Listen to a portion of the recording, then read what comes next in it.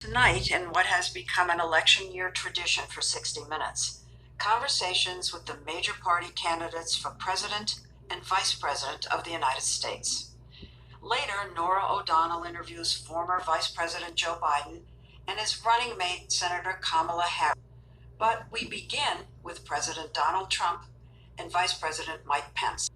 I spoke with the president on Tuesday in the Roosevelt Room at the White House.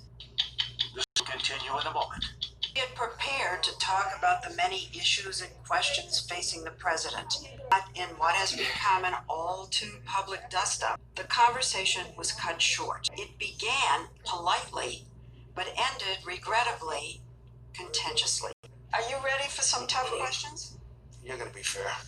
I'm going to be fair. Just be fair. But you're okay with some tough questions? No, I'm not. I'm okay with tough I want questions. him to be fair. You don't ask Biden tough questions. Okay. You ready? Everybody ready? So we have the pandemic. On your watch, we've had racial strife. We've had looting. Why do you want this job? Why do you want to be president again? Because we've done a great job and it's not finished yet. And when I finish, this country will be in a position like it hasn't been maybe ever. The economy is already roaring back. And other people aren't going to bring it back. Certainly the person that we're dealing with is not going to bring it back. They're going to raise taxes. Let me ask you what you think the biggest domestic priority is for you right now. Or next year. Ultimately, I'll tell you, it was created the greatest economy in the history of our country. And the other side You know that's not true. It is totally true. No, it isn't. But President Yes, Trump... it is. Even if Obama created 90% of it, Trump added 10% of it, so that's making it better. See, he started with a 9-story tower, and Trump made it 10 stories. That's still adding on to it. That's still making it better. Get the concept?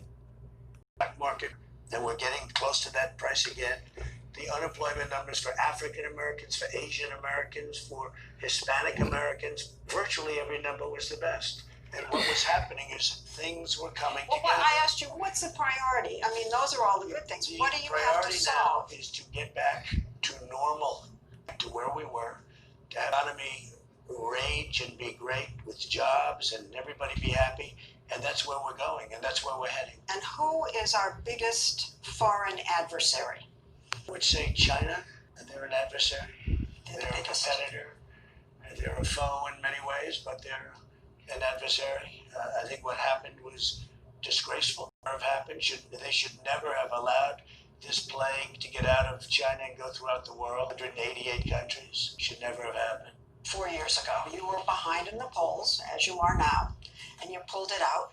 This time, you have kind of a double migraine. You have unemployment claims going up.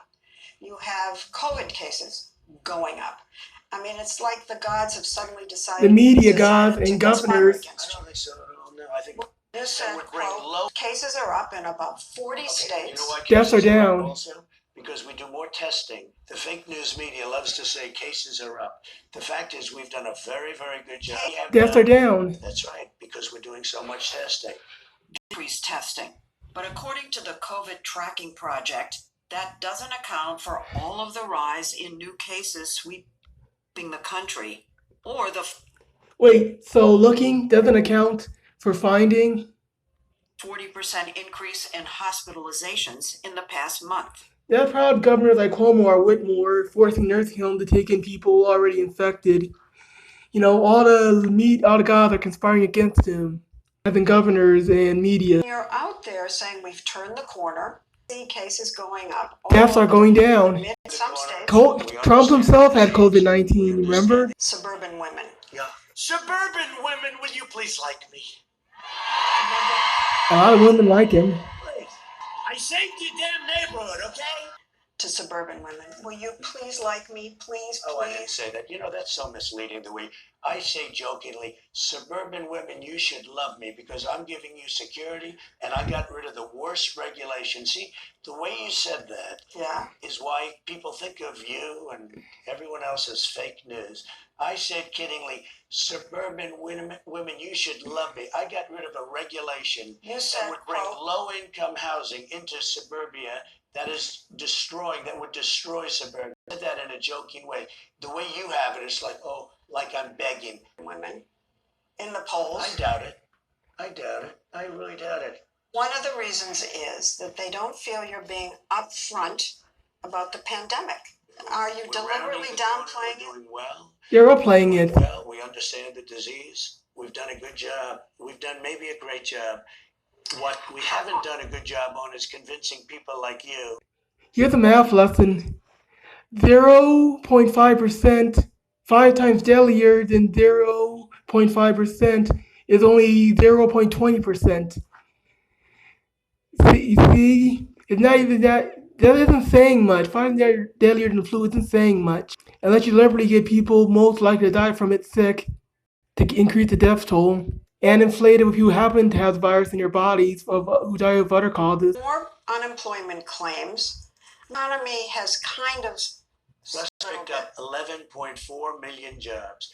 It's the largest number in the history of our country. It is true that of the 22 million jobs lost since February, 11.4 million have been restored. Yet, unemployment claims are running at historically high levels. But because of your shutdowns. And yeah, because of the pandemic, but the speed of jobs are coming back. How can you give credit about that for that? And this is 0% Obama and Biden and 100% under Trump. The record speed of this recovery to show that his policies are working, his actions, his tax breaks and subsidies. The speed of this thing. 0%. He started from scratch this time. Gallup did a poll. 56% of the people said that they're better off now during a pandemic than they were during Obama and Biden. To the pandemic, because you called Dr. Fauci and other health officials idiots. Where did I call him an idiot? Called them idiots. I wonder if They're wrong a lot. I'm together, and I'm seeing most of them without masks. There's plenty of And I'm wondering the sunshine. message It's that you're outside. sending with these pictures. There's actually coming more out of sunshine Yesterday, we than in the had George some Floyd record-setting funeral. rallies. Numbers of people like nobody. We hand out thousands of But masks. you look out and they're not wearing them. You don't get Next sick. question, Leslie. We're outside. The rallies are bigger. The Supreme Court ends the Obamacare. If they end up, people with pre-existing conditions will be stranded, and that's just a fact. Here's an idea. Let insurance companies consider being fat a pre-existing condition.